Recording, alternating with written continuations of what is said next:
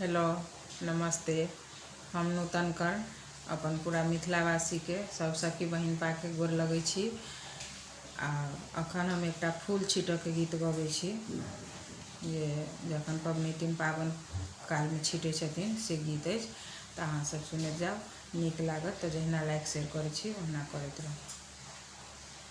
हम छीटब अगबे गुलाब सिया जी के कोबर में, हम छीटब अगबे गुलाब सिया जी के कोबर में।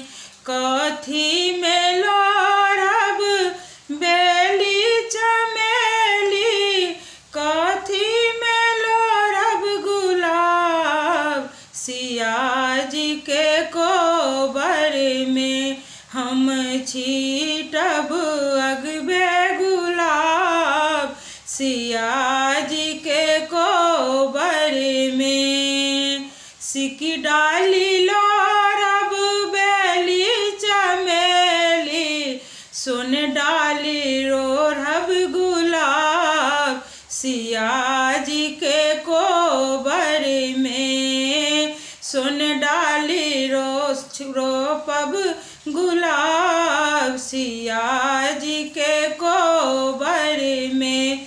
हम छीटब अगबे गुलाब सिया जी के कोबर में।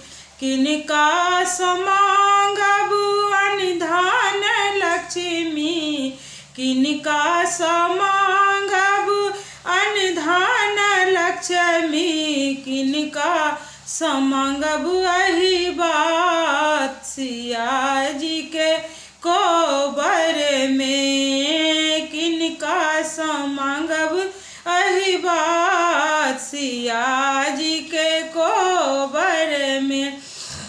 हम छीटब अगबे गुलाब सिया जी के कोबर में। शिव जी समांगब भाग सोहाग, शिव जी समांगब अनधन लक्ष्मी, गौरी समांगब अही बात सिया जी के कोबर में।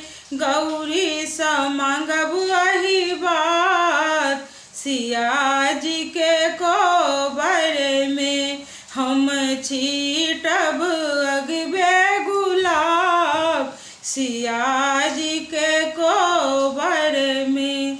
हम छीटब अगबे गुलाब सिया जी के कोबर में। धन्यवाद।